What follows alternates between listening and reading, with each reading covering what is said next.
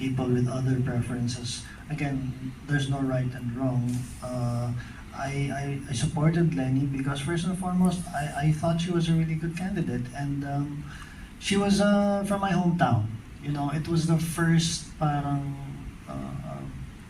candidate na I could really support because you know I believe in her values, being from Bicol, and I'm from Bicol. So that simply put, that was it.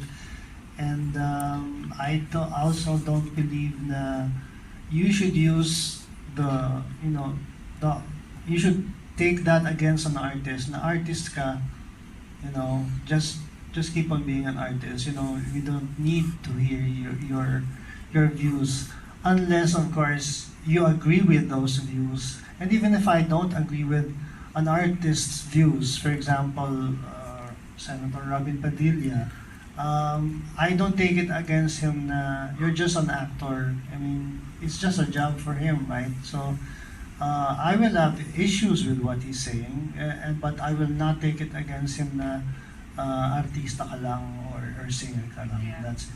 Basically, everyone deserves to be heard and everyone deserves to, take a stand. All right, amen to that.